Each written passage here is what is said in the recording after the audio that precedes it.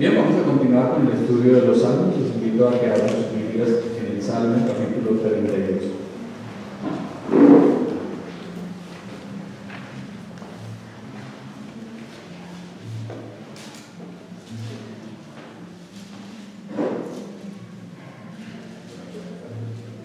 ¿Ya lo tenemos? Bien, vamos a darle observación a la palabra de Dios. Salmo capítulo 32. La dicha del perdón. Salmo de David. Bienaventurado aquel cuya transgresión ha sido perdonada y cubierto su pecado. Bienaventurado el hombre a quien Jehová no culpa de iniquidad y en cuyo espíritu no hay engaño. Mientras callé, se envejecieron mis huesos en mi gemir todo el día, porque de día y de noche se agravó sobre mí tu mano. Se volvió mi verdor en sequedades de verano. Mi pecado te declaré y no encubrí mi iniquidad. Dije, confesaré mis transgresiones a Jehová, y tú perdonaste la maldad de mi pecado. Por esto orará a ti todo santo en el tiempo en que puedas ser hallado. Ciertamente en la inundación de muchas aguas no llegarán estas a él. Tú eres mi refugio, me guardarás de la angustia, con cánticos de liberación me rodearás. Te haré entender y te enseñaré el camino en que debes andar. Sobre ti fijaré mis ojos.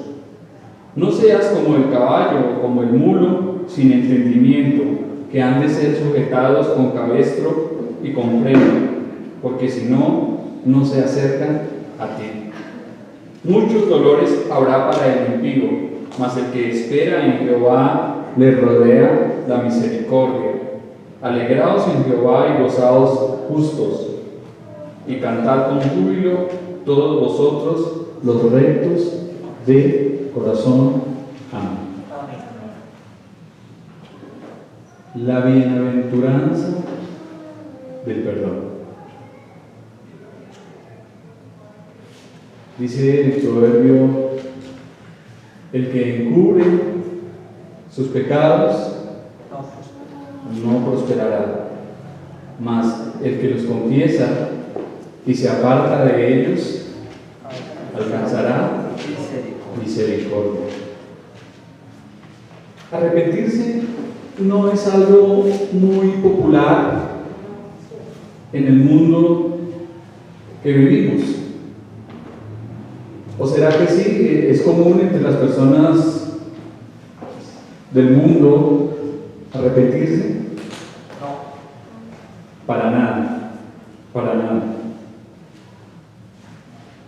Muchos lo ven como algo horrible y creen que las personas que se arrepienten son débiles y personas a quienes deben evitar. Una vez alguien me decía en un tono de altivez y de soberbia: si de algo me arrepiento es de lo que no hice ni disfruté. Y obviamente estaba refiriéndose al pecado en todas sus facetas. Incluso en muchas iglesias en la actualidad el tema del arrepentimiento no se toca. ¿Por qué razón?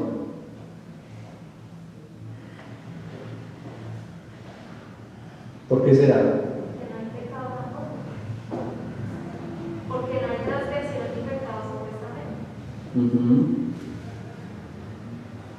No han visto la necesidad de hablar del tema, por lo cual hay tanto cristiano, entre comillas, sin un entendimiento correcto sobre la necesidad de arrepentirse. Es un hecho innegable que todos somos pecadores.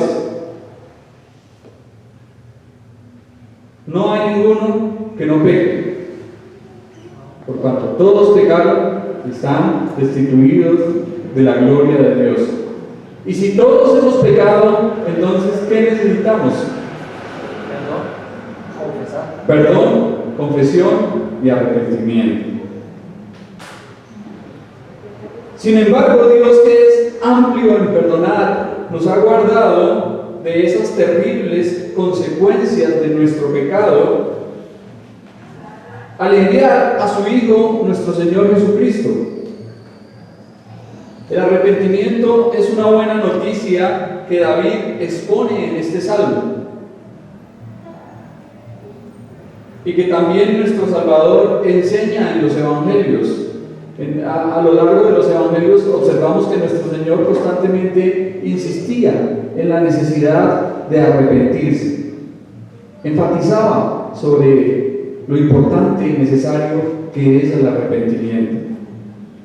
Este Salmo 32 es profundamente evangélico, ya que la buena noticia de salvación se asocia con la fe y el arrepentimiento para perdón de pecados. Porque sin arrepentimiento, ¿qué pasa si no hay arrepentimiento?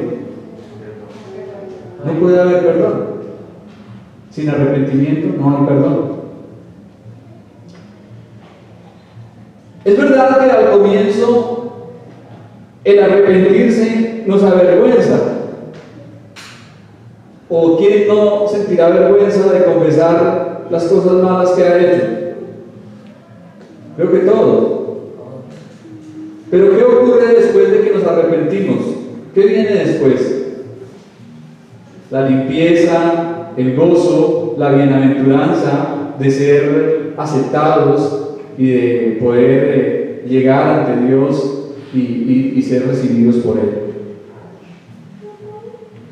¿Recuerdan qué le ocurrió al hijo pródigo cuando se arrepintió? ¿Cómo fue recibido? ¿Qué hizo el padre? Una gran fiesta, un banquete, hubo alegría, hubo gozo, porque ese hijo que estaba perdido volvió en sí y regresó a su padre. Y también dice el Señor que hay gozo en los cielos cuando un pecador se arrepiente.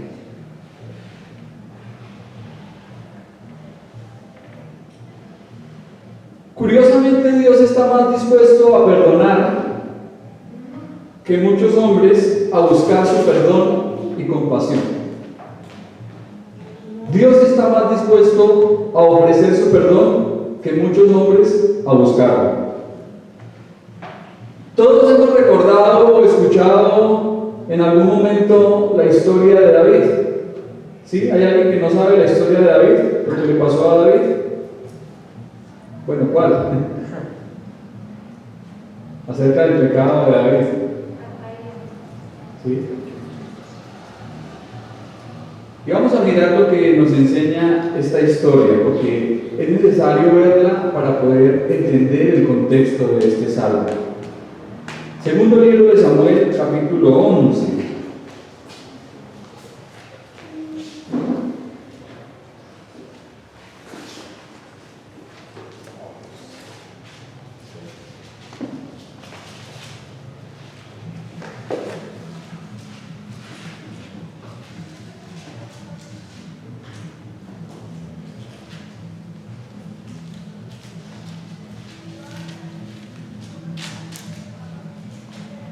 ¿Ya lo tenemos?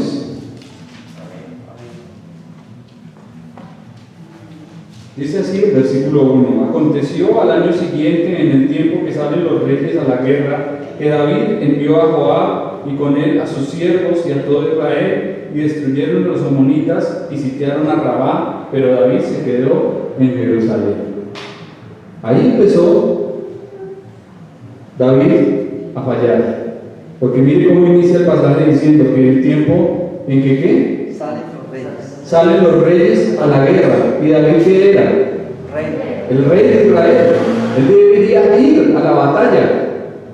Pero lo que empezó con un tiempo de ociosidad, con una perecita, ¡ay, qué pereza hoy! No voy, más bien me quedo en casa. Y allí inicia una serie de delitos y de pecados horribles en los que este hombre, que como hemos visto era conforme al corazón de Dios, incurrió, cayó. Entonces lo primero es que se empieza por algo no tan grave, ¿no? Podemos decir, bueno, una pereza, un tiempo de ociosidad, ¿qué de malo tiene? Tal vez estaba cansado. ¿Y qué dice el versículo 2 y 3? Mire, y sucedió un día al caer la tarde que se levantó David de su lecho y se paseaba sobre el terrado de la casa real. Estaba paseándose por el terrado del palacio y vio desde el terrado a una mujer que se estaba bañando, la cual era muy hermosa. Entonces, a esa pereza, ¿qué le sumamos ahora? Alguien dice que una mente desocupada es taller del diablo, ¿no? Y seguramente, porque cuando estamos desocupados, cuando no tenemos la cabeza en algo que sea de importancia, seguramente llegan a nosotros pensamientos malos. Y esto le pasó a David. Estaba en el terrado de su palacio y observó desde allí a una mujer que se estaba bañando. Le llegó la concupiscencia, los malos deseos. ¿Y qué hizo? Envió David a preguntar por aquella mujer y le dijeron: aquella es Betsabé, hija de Eliam, mujer de Urías, Eteo. Uy, la mujer era muy hermosa, pero ya estaba casada.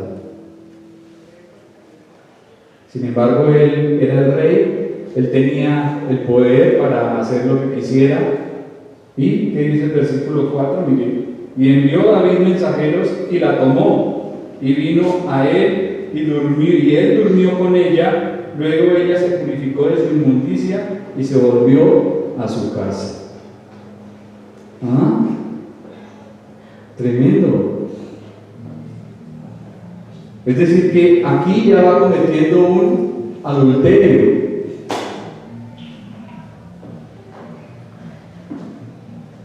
Pero David, ¿qué le pasó? Si usted es el hombre conforme al corazón de Dios, usted es la persona que ha confiado en el Señor, que sabe esperar.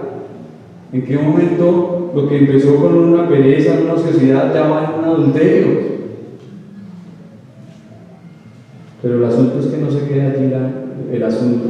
Mire lo que dice el versículo 11. Esta mujer tenía un marido y el marido se llamaba Urías.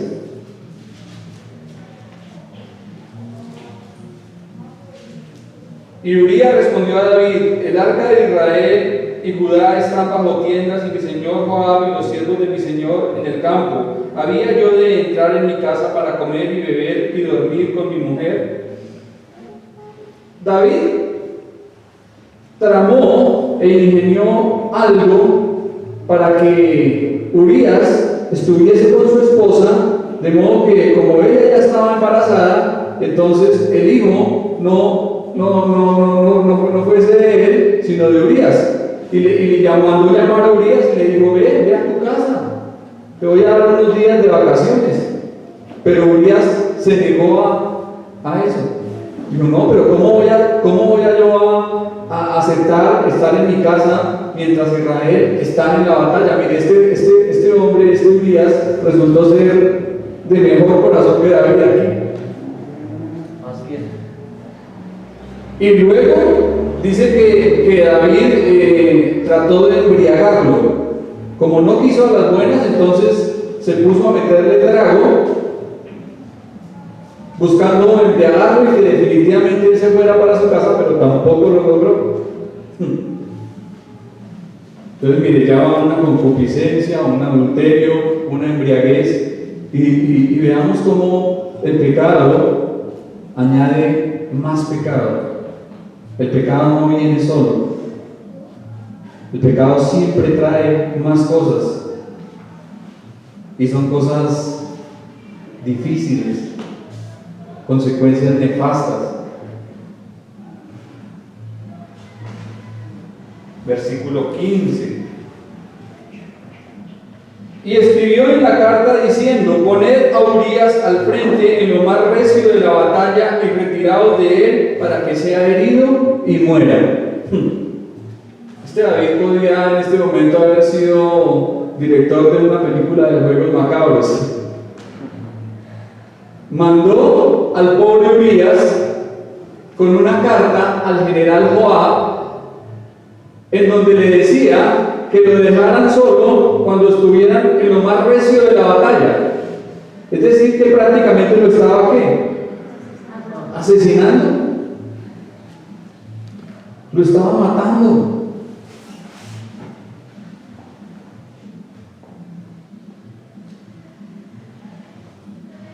No, qué tremendo. Y todo esto ocurrió, hubo mentira, hubo engaño, hubo maldad, homicidio, todo esto ocurrió y David estaba como si nada hubiese ocurrido. Estaba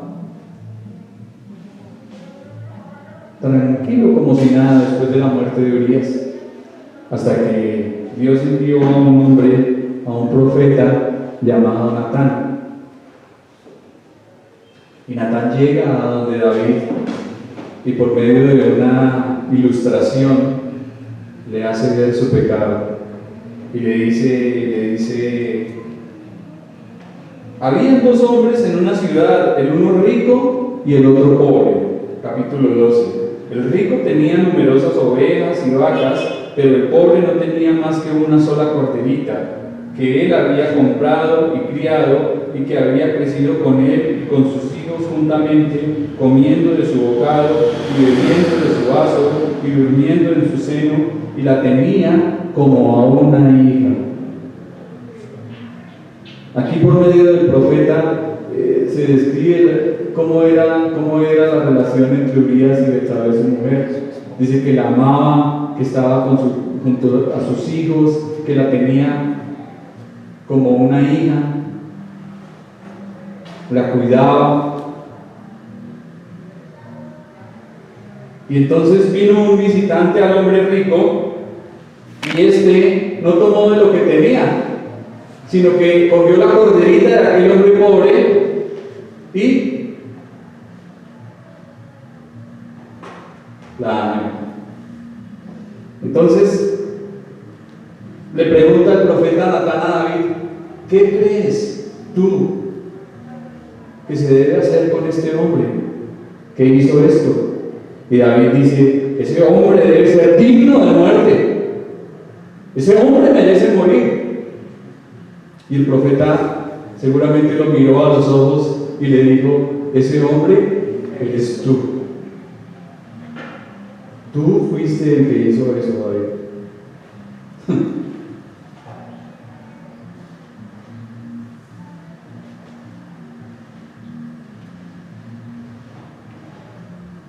Sin embargo, a pesar de todo, hay algo interesante, y es que en este versículo 13 del mismo capítulo, finalmente David dijo a Natán: pequé contra Jehová. Y Natán dijo a David: también Jehová ha remitido tu pecado, no morirás. ¿Qué podemos aprender de esta historia de David?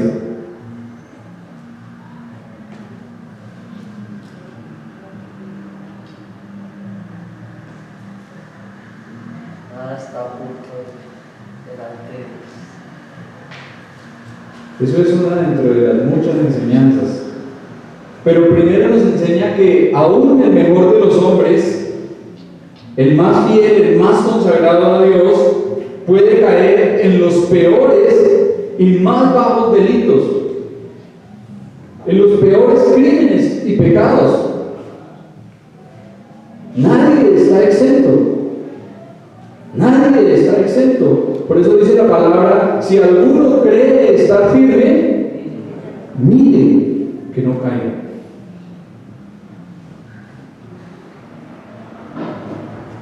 También nos enseña que el pecado trae más pecado, como ya lo dije. Generalmente un pecado se maquilla o se tapa con otro pecado. Y aquí vemos a David tratando de embriagar a Urías, luego lo vemos tramando el homicidio, tratando de encubrir su falta. Por otra parte, nos advierte que a Dios no se le puede ocultar nada. Alguien decía una frase sabia, y es que un pecado oculto en la tierra es un escándalo enorme en el cielo. ¿Qué?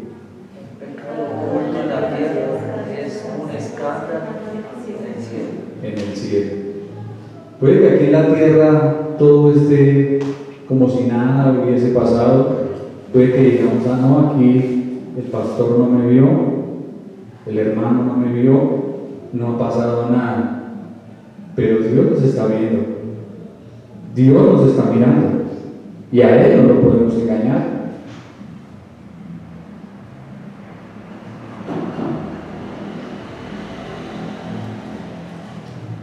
También nos dice que el último en ver el pecado cometido, generalmente, ¿quién es? ¿Quién es el último de darse cuenta del pecado? ¿Cómo se encontraba David antes de que Natán lo amonestara? Como si nada hubiese pasado. El último en ver el pecado es uno mismo. Por eso dice la palabra: ¿quién podrá entender sus propios errores? Líbrame de los que me son ocultos. Porque generalmente los hombres somos más dados a mirar el pecado ajeno y decimos: ay, qué grave ofensa la del hermanito fulano de tal, mejor dicho, qué pecado tan tremendo, miren cómo se descarrió, cómo cayó. Somos más propensos a mirar una paja en el ojo de nuestros hermanos que la viga que tenemos en nuestros propios ojos. Una viga, cuando el Señor habló de esa forma, una viga era algo exageradamente grande, era un madero enorme que sostenía un edificio. Cuando el Señor habla de ser una paja, era algo mínimo, algo diminuto. Pues uno con una viga en el ojo, ¿cómo va a poder ver una pequeña paja en el ojo del compañero?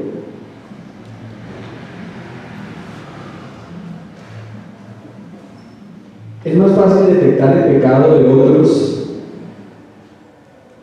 que reconocer y admitir los pecados propios. Siempre estamos más dados a mirar hacia afuera que hacia adentro. Por eso solamente por medio de Dios, de su Espíritu Santo y de su palabra podemos reconocer y entender cuáles son nuestras faltas. Si Dios no nos muestra por medio de su palabra cuáles son nuestros pecados, de seguro no los vemos.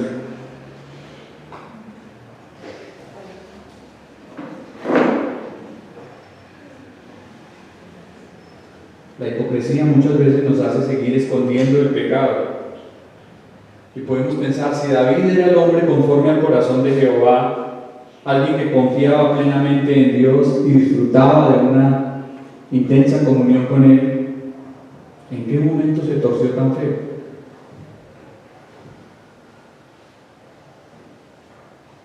¿En qué momento se desvió?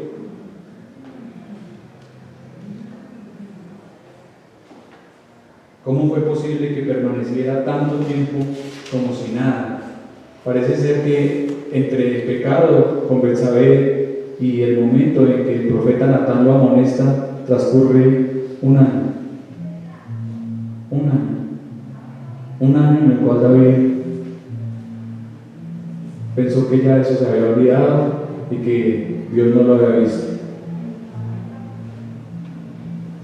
En toda esta historia no hemos visto arrepentimiento, pero sí, ¿qué estaba haciendo David? ¿Qué estaba tratando de hacer al decirle a Urías: ve a tu casa? Encubrir, tapar.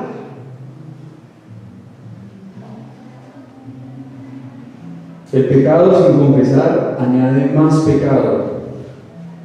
A pesar de todo, debemos resaltar que finalmente David acepta y asume las consecuencias de sus actos. Reconoce su pecado y lo confiesa, buscando el perdón y la misericordia divina.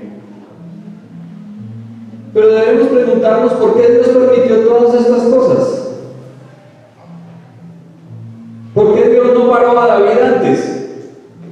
¿Podría Dios haberlo hecho? Claro que sí. Él es omnipotente y Él puede hacer todo lo que quiera. Entonces, ¿por qué no detuvo a David antes? ¿Por qué pasó tanto tiempo? La respuesta es que lo permitió para que veamos todo lo que somos capaces de hacer si Él no nos conduce.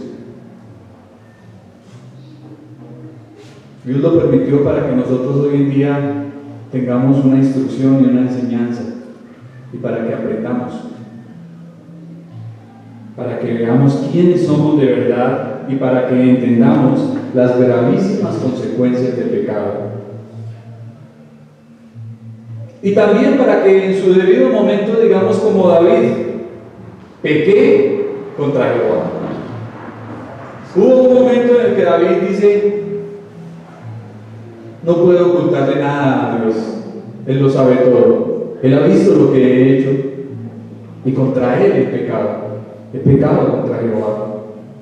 Es importante además resaltar la sentencia de David y la de Dios. Según David, ¿qué debería ocurrirle a ese hombre que tomó la cortenita del pobre? La muerte. Esa es la sentencia, muerte. Pero ¿cuál fue la sentencia de Dios? Perdón, misericordia, gracia, porque Él no ha hecho con nosotros conforme a nuestras iniquidades, ni nos ha pagado conforme a nuestros pecados. Si Dios nos pagara lo que nosotros merecemos por nuestro pecado, todos mereceríamos la muerte y la condenación eterna. Pero Dios es rico en misericordia. Su benevolencia es enorme si la aceptamos. Todos merecíamos la muerte, pero Cristo murió por nosotros, siendo nuestro sustituto.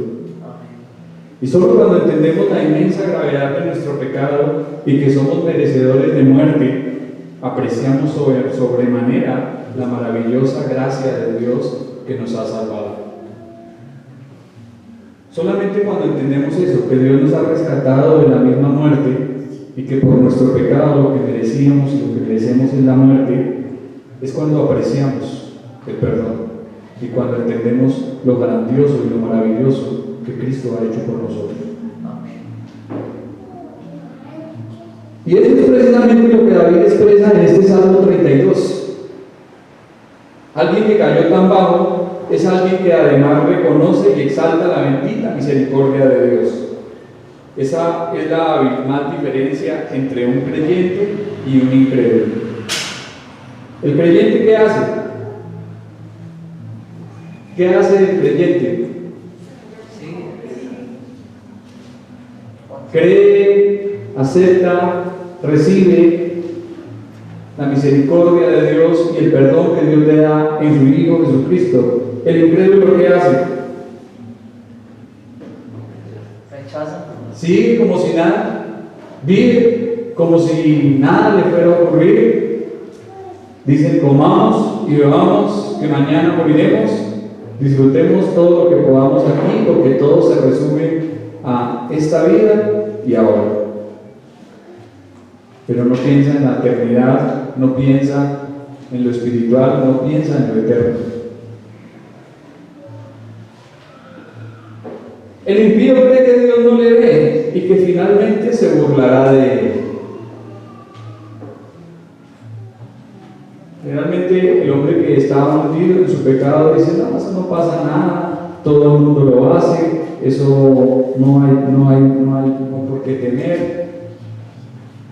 Incluso muchos impiedad y en su maldad llegan hasta negar la existencia de Dios porque no les ocurre nada, pero sin embargo, en su debido momento, su pie resbalará y no quedarán impunes, no quedarán sin el castigo de Dios.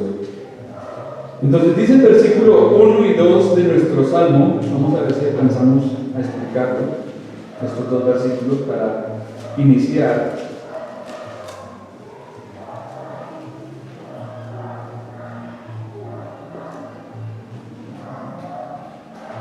Estamos en el 32, versículo 1 y 2. Bienaventurado aquel cuya transgresión ha sido perdonada y cubierto su pecado. Bienaventurado el hombre a quien Jehová no culpa de iniquidad y en cuyo espíritu no hay engaño.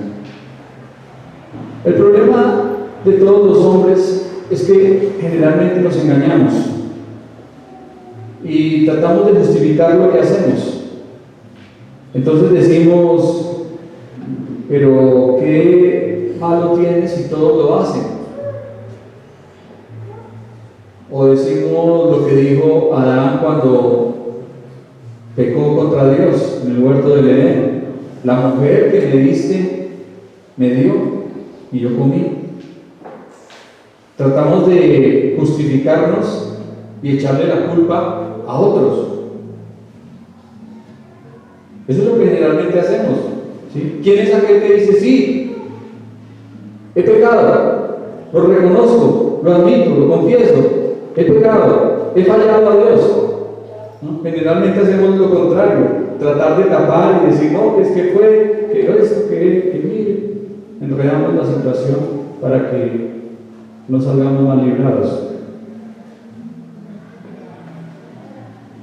El mundo que nos rodea buscará influenciarnos todo el tiempo para que neguemos y rehusemos el arrepentimiento verdadero. Hay alguien que no está interesado, que está interesado en que los hombres no se arrepientan. ¿Quién es? ¿Quién está interesado en que los hombres no se arrepientan? El diablo. El enemigo, el adversario de nuestras almas, el opositor. Él quiere que los hombres no se arrepientan. Y por eso cada día salen nuevas cosas para que los hombres rehúsen y rehuyan al arrepentimiento. Él es el que buscará engañar a las personas y para que ellas mismas también se engañen y les sea más fácil aceptar la mentira que la verdad.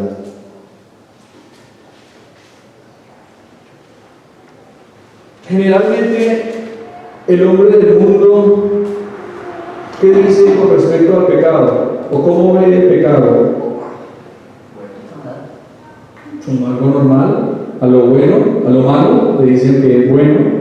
No, eso es bueno, eso es chévere, eso no tiene nada de malo.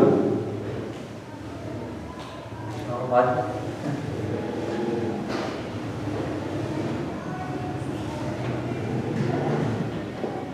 Y hay algo interesante en la historia que veíamos de David, y es que aunque fue un perezoso, un laxivo, un adúltero, un borracho, un asesino, un hipócrita, un mentiroso y todo lo demás, su pecado fue desatender la voz y el consejo de Dios. Le dice a Natán, he pecado, Natán le dice, has pecado al desatender la palabra de Dios. Y es lo mismo, nosotros pecamos por no obedecer al mandato de Dios. Ya lo conocemos, ya lo sabemos. Y pecamos de la misma forma. Si somos sinceros y honestos, nosotros también estamos dados a lo mismo todo el tiempo.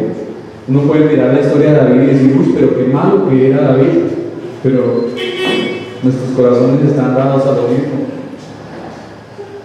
Nuestra naturaleza carnal y caída y pecaminosa que habita en nosotros siempre tiene la tendencia a lo mismo. Y contra eso es que luchamos todos los días. Nuestros corazones no difieren mucho al de David. En ellos habita toda clase de maldad.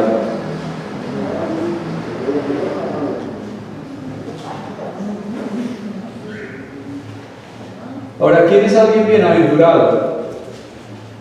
Cuando dice que bienaventurado, ¿quién es alguien bienaventurado? ¿Qué significa esa palabra? Que hacen bien. Muchas veces feliz. Que hacen bien. Sí, pero tiene más significado. Bienaventurado es alguien feliz, alegre, dichoso. Ahora, miren que no se trata solamente de ser feliz y de ser alegre y de ser dichoso, porque muchas personas tienen la felicidad como el objetivo máximo de la vida. Entonces dicen, no, pues desde que nos brinde alegría, desde que nos dé felicidad, entonces bienvenido sea. Y así eran los edonistas en los días de Pablo. Todo lo que les daba placer era bienvenido, sin importar lo que fuera. Dados al placer. Pero eso no es el todo, eso no es la verdadera bienaventuranza. La palabra que aparece aquí en el texto hebreo da la idea de ser feliz y ser dichoso haciendo la voluntad de Dios en mi vida, cumpliendo el propósito que Dios tiene para mí. Es decir, que alguien bienaventurado en este salmo es alguien que es feliz, pero porque está haciendo lo que Dios le manda, porque está agradando a Dios, le está honrando y le está sirviendo.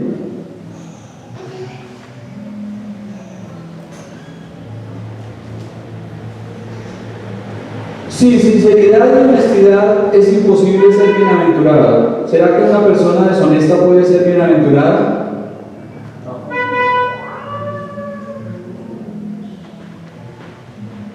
También será imposible que la palabra de Dios nos hable y transforme. Donde hay orgullo, donde hay soberbia, jamás habrá confesión ni arrepentimiento. Para que haya un verdadero arrepentimiento, mis hermanos, debe haber humildad. Debe haber humildad. Y esa humildad solamente Dios la puede dar. Una persona, como ya lo dije, una persona altiva, una persona soberbia, una persona en el mundo que considera que todo lo que hace está bien, nunca hallará un arrepentimiento genuino de corazón.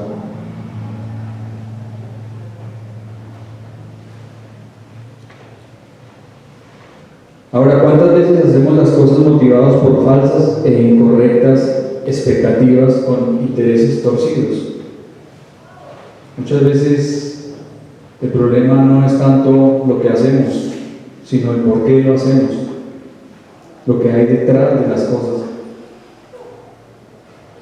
Y también eso es iniquidad, porque la palabra iniquidad significa eso, algo torcido, algo desviado, algo chueco. La bienaventuranza comienza por detectar este tipo de cosas.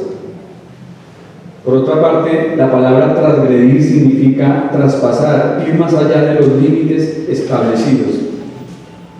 Cuando vamos en el carro a 120 o 140 y los avisos rojos tienen un circulito y dicen 60, ¿qué estamos haciendo? Estamos traspasando los límites, yendo más allá. ¿Y qué pasa si algo se nos atraviesa a 120?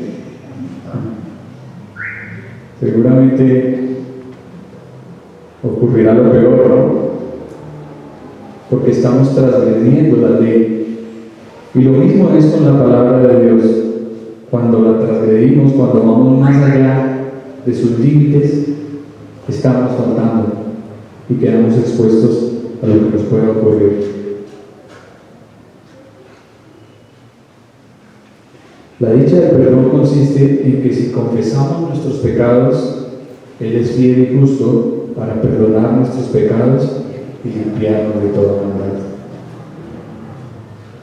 Si decimos que no tenemos pecado o que no hemos pecado, le hacemos a Él mentiroso y su palabra no está en nosotros. Si decimos que no cometemos pecados, si decimos que no le hemos fallado a Dios, somos mentirosos y será imposible que seamos bienaventurados.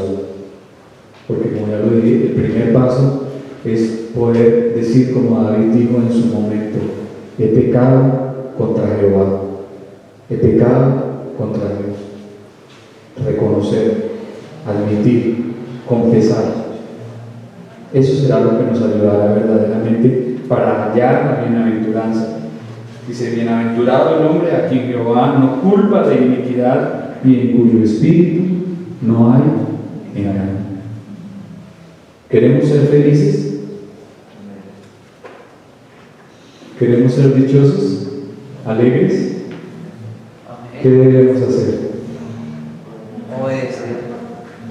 Obedecer, arrepentirnos, confesar nuestros pecados, ponernos a cuentas con Dios,